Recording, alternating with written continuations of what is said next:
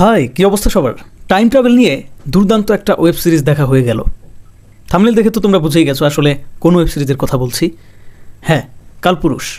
যে কালপুরুষের পরিচালক শালজার রহমান এবং অভিনয় করেছে আমার খুব প্রিয় দুজন অভিনয় শিল্পী। একজনকে তো একদম কিংবদন্তি বলা যায়, জীবন্ত কিংবদন্তি, চঞ্চল চৌধুরী, এবং দ্বিতীয়জন হচ্ছে যে খুব সম্ভাবনা দেখাচ্ছে, সম্প্রতি সময়ে দুর্দান্ত অভিনয় পারফরমেন্স দিয়ে সবার মন জয় করে নিচ্ছে। এবং শুধু অভিনয় না, ফিটনেসের দিকেও কিন্তু তার দুর্দান্ত সচেতনতা লক্ষ্য করা যাচ্ছে। তার নাম হচ্ছে FS নাইম। কি দুর্দান্ত ফিটনেস সচেতন, অর্থাৎ একটা চরিত্রের জন্য নিজেকে কতটা ভাঙা যায় সেটা তাকে দেখে নতুনরা শিখবে। তো যাই হোক, আসল জায়গায় প্রবেশ করি, অর্থাৎ গল্পটা কেমন লাগলো, সম্পূর্ণ প্রেজেন্টেশনটা কেমন লাগলো। ভেবেছিলাম যে কারাগার বা মানে ওই টাইপের কিছু একটা হতে পারে, আসলে কতটুকু মিল আছে দেখার পর কি মনে হলো। তো বন্ধুরা, কারাগারে আমাদেরকে একটু ধোকা দেওয়া হয়েছিল। সেটা হচ্ছে যে কিছুটা টাইম ট্রাভেল একটা ফিল পাইছিলাম, কিন্তু সেটা পূর্ণতা পায় নাই। কিন্তু এই সিরিজটাতে সেটা মনে হয় যে পূর্ণতা পেয়ে গেছে।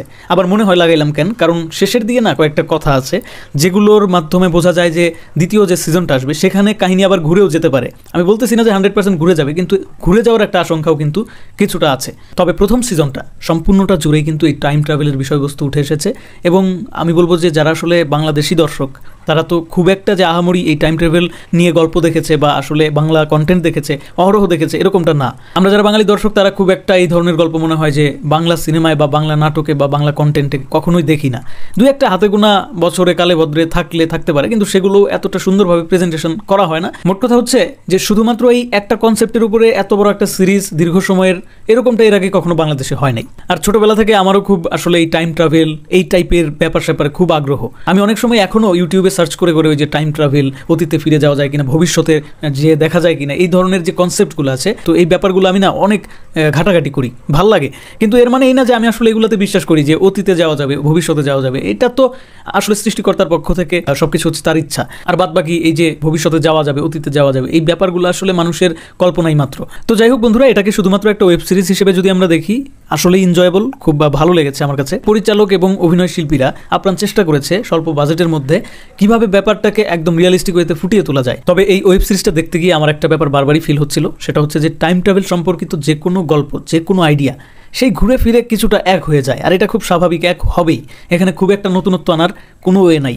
মানে ব্যাপারটা হচ্ছে কি, যে গল্পের যে চরিত্রটা, সেই চরিত্রের সাথে আগে একটা দুর্ঘটনা ঘটে গেছে।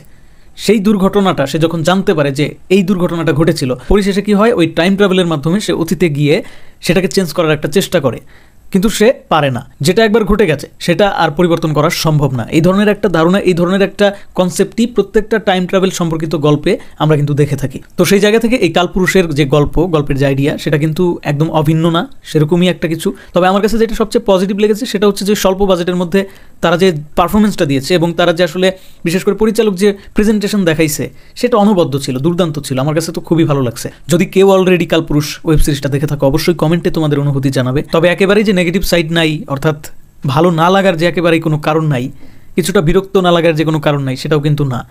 এই সিরিজের শুরুটা, মানে এটা তো 7টা খণ্ডে বিভক্ত। এই 7টা খণ্ডের মধ্যে প্রথম যে পার্টগুলা, প্রথম যে খণ্ডগুলা, সেগুলো দুর্দান্ত লাগে। খুব মানে আকর্ষণ ফিল হয় যে এরপরে কী হবে, কীভাবে এই রহস্য উন্মোচন হবে, অথবা টাইম ট্রাভেল করা আসলে আদৌ পসিবল কিনা, বা পসিবল হলে তারপর কি হবে, এই ব্যাপারগুলো নিয়ে অনেক কনফিউশন কাজ করে, প্লাস অনেক কৌতূহল কাজ করে। কিন্তু একটা পর্যায়ে গিয়ে লাস্টের দিকে, অর্থাৎ যখন আরও 2টা বা 3টা এপিসোড বাকি আছে দেখা, ওই সময় গিয়ে অনেক রহস্য না নিজের কাছে একদম উন্মোচন হয়ে যায়। তখন বোঝা যায় যে আসলে লাস্টে কি হতে পারে। তো এই ব্যাপারটা আমার কাছে একটু নেগেটিভ লেগেছে। যদিও আসলে ওই যে বললাম যে সবার কাছে এরকম মনে হবে না, সবাই এই ধরনের গল্প আহামরি দেখে নাই বাংলাদেশের। বাট যারা আসলে রেগুলারলি এই ধরনের গল্পগুলো দেখে অভ্যস্ত, তাদের কাছে এটা খুব বেশি আহামরি লেভেলের কিছু মনে হবে না। তবে তারাও এটা বলতে বাধ্য হবে যে আমাদের বাংলাদেশেও এখন ভালো সব কন্টেন্ট নির্মিত হচ্ছে।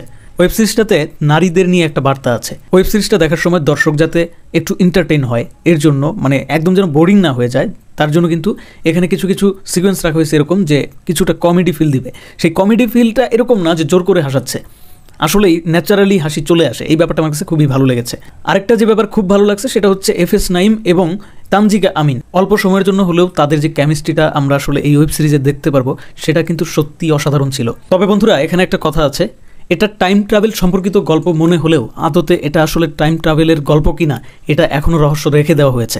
আমি জানি না কে ধরতে পারবে এই যে আমি কথা যেটা বলতেছি সেটা কে বুঝতে পারবে, অথবা এই সম্পূর্ণ ওয়েব সিরিজটা দেখার পর কে আসলে আমার এই কথাটার সাথে একমত হবে যে আসলে আদতে এই যে চঞ্চল চৌধুরীর ক্যারেক্টারটা, সে যে এই এফএস নাইমকে নিয়ে টাইম ট্রাভেল করলো, এই ব্যাপারটা আসলে কি টাইম ট্রাভেল ছিল নাকি অন্য কোনো ইলিউশন ছিল নাকি আসলে কি ছিল, এই ব্যাপারটা কিন্তু যথেষ্ট রহস্য শেষের দিকে এসে টানা হয়েছে, মানে রহস্য কিন্তু রেখে দেওয়া হয়েছে।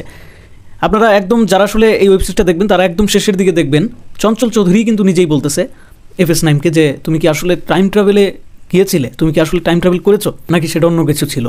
তো এই কথাটা কেন বলা হলো, আরেকটা খটকা আছে, আরেকটা কনফিউশন আছে যেটা কিছুতেই দূর করতে পারতেছি না, এটা দেখার পর মাথার মধ্যে ঘুরপাক খাচ্ছে। যারা আসলে সম্পূর্ণ সিরিজটা দেখেছো প্লিজ প্লিজ প্লিজ তারা কমেন্টে আমার এই কনফিউশন দূর করে দিবে। সেটা হচ্ছে ভালোভাবে দেখো এই ছবিটাতে কি দেখা যাচ্ছে। এফএস নাইম মর্গের একজন সিকিউরিটি গার্ডকে জিজ্ঞাসা করতেছে, জেরা করতেছে যে কেন সে যাকে তাকে এই মর্গে ঢুকতে দিল। তো তখন স্বাভাবিকভাবে সেই লোক বলতেছে, সেই সিকিউরিটি গার্ড বলতেছে যে আমি তো ঢুকতে দেই নাই, আর এখানে তো যে কেউ আসলে এখান থেকে আর কী নিয়ে যাবে, এখানে আর কী আছে, আমি আসলে খাওয়ার জন্য বাইরে গেছিলাম আর একবার এমনি একটু বাইরে গেছিলাম, এর মধ্যে হয়তো ঢুকছে। তো এরকম একটা ব্যাপার। অথচ পরবর্তী সময়ে আমরা যখন এই এফএস নাইমকে চঞ্চল চৌধুরীর মাধ্যমে টাইম ট্রাভেল করতে দেখি এবং সাথে কিন্তু চঞ্চল চৌধুরীও থাকে, ওই সময় চঞ্চল চৌধুরীকে একটা জায়গায় যেতে, মানে আমি এখানে প্রকাশ করছি না, আমি জাস্ট এটুকু বুঝিয়ে দিচ্ছি যে একটা জায়গায় চঞ্চল চৌধুরী যাবে, ওই যাওয়ার জন্য এফএস নাইম ঠিক ওই সময় ওই যে এই দারোয়ানটা, এই সিকিউরিটি গার্ড, এফএস নাইম নিজে এই দারোয়ানকে বলে যে তুমি আমার কাছে চাবিটা দাও, তুমি খাওয়ার জন্য বাইরে চলে যাও। তো এই ব্যাপারটা আমার কাছে খুব কনফিউশন লাগছে। এখন হয়তো অনেকে বুঝবে না, কারণ যারা আসলে দেখে নাই এই ওয়েব সিরিজটা তারা আমার কথা রাগামাথা কিছু নাও বুঝতে পারে, কিন্তু যারা আসলে দেখেছো তারা বলো প্লিজ কমেন্টে, তারা জানো যে আসলে ব্যাপারটা কী। তো আমার কাছে যেটা মনে হয় যে তারা আসলে এখানে একটা কনফিউশন ইচ্ছে করেই রেখে দিছে, আর তা না হলে কিছুটা গুজামিল দিছে, বেশি সম্ভব এটাই মনে হচ্ছে যে না গুজামিল দেয় নাই, তারা আসলে ইচ্ছে করেই এখানে একটা কনফিউশন রেখেছে এবং তারা এটাই বোঝাতে চাইছে যে দ্বিতীয় যে পার্টটা আসবে, সেকেন্ড যে সিজন আসবে, সেখানে উন্মোচন করা হবে সম্পূর্ণটা যে এটা আসলে টাইম ট্রাভেল ছিল নাকি আদতে এই যে চঞ্চল চৌধুরী ক্যারেক্টারটা সে সম্পূর্ণ খেলাটা অন্যভাবে খেলছে। তা আমি খুবই এক্সাইটেড এটার সিজন 2 দেখার জন্য। তোমরা কতটা এক্সাইটেড? যারা এখনও এটা দেখো নাই তাদের অবশ্যই আমি বলবো যে দেখা উচিত। যারা আসলে সিনেমা প্রেমী বা ওয়েব সিরিজগুলো পছন্দ করো দেখতে, তাদের বলবো যে আসলে এই ওয়েব সিরিজটা তোমরা মিস করো না। বাংলাদেশের একটা অন্য ধরনের কাজ এসেছে, এরকম কাজ আসলে সচরাচর আসে না, তার মধ্যে আবার চঞ্চল চৌধুরী আছে, তার মধ্যে আবার এফএস নাইমের ডেডিকেশন লেভেলটা একবার দেখা উচিত।